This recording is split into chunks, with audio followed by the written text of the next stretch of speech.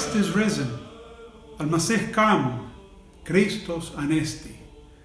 My dear brethren, this coming Sunday is the last Sunday of the Paschal season, where we will sing the joyous hymn, Christ is risen from the dead, trampling down death by death, and upon those in the tombs bestowing life.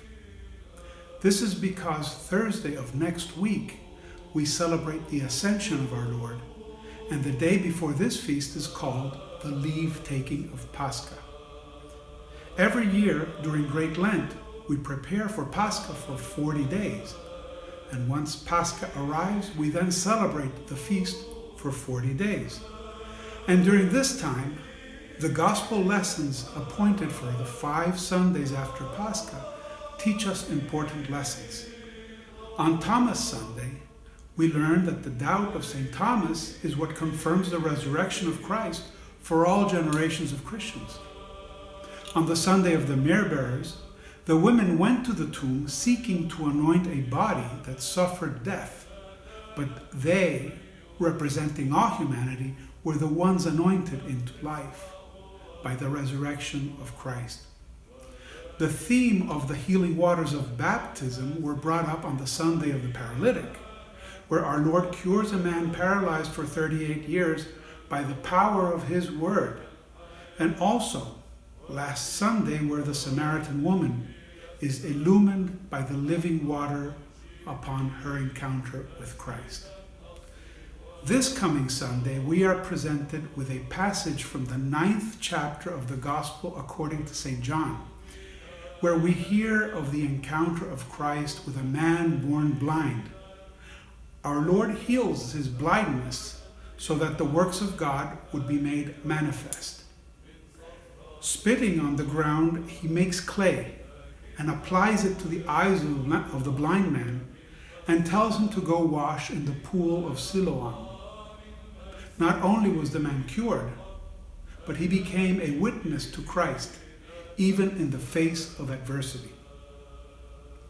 Although outwardly our gospel reading is a story about the restoration of physical sight to a man who had never seen before, it deals with a much more profound issue, which is spiritual illumination.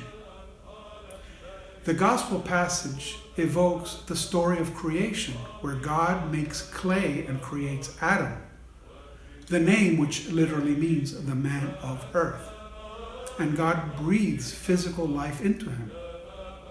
In our gospel lesson today, Jesus makes clay and applies it to the eyes of the blind man, and by opening his eyes, he symbolically creates a new, restored man, full of spiritual awareness.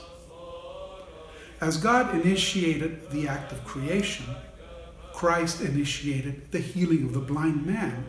However, the work of perfecting creation is not of God alone, as we see in the example of the blind man's healing. The blind man had an important part to play in this new creation, and this miracle highlights the necessity of cooperation or synergy between God and man. The blind man followed the command given to him by Jesus to go to the pool to wash off the clay. Using his own will, he freely decided, without being coerced, to obey the Lord's command. And this is what healed him, saved him, and illumined him. And upon being illumined, he was able to act and speak with conviction and ultimately with true faith, believe in the Son of God, and give thanks and worship him. It is with our physical eyes that we perceive the physical reality around us. With our eyes closed, we cannot see. But just as I can will to leave them shut, I can will to open them. Once our eyes are open, we can react to what we see. If we are exposed to the full brightness of the sun, we cover up our eyes to protect them. If we are in darkness, we turn on the light so we can see. If we see danger up ahead, we avoid it. If we see a friend approach, we approach them. In similar fashion, we can perceive the spiritual reality around us with the eye of our soul. The ultimate illumination is the awakening to the realization that everything in our life is an opportunity afforded to us by God to manifest His glory. All that is beautiful and wonderful, and yet, even those things that according to our human reasoning may be considered as difficulties or afflictions. Our very life is a gift, and everything in it, including the crosses we each must bear. All are paths that will ultimately lead us to God. The life that has been given to each one of us is unique, and we each have a purpose. When we make the conscious decision to open our spiritual eyes by obeying the commandments of our Lord out of our own free will, we will perceive the reality of God's kingdom.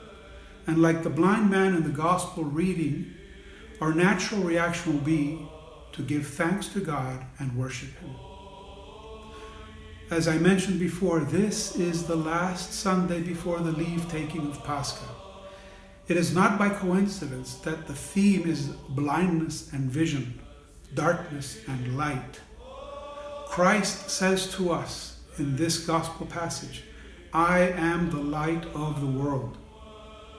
So, as we close the feast of Pascha with the theme of light, we come full circle back to the beginning, how we began this joyous feast, when the darkness was broken with a single candle, and we heard the words, "Come, receive the light from the light that is never overtaken by night, and glorify Christ, who is risen from the dead." God bless you. Christ is risen.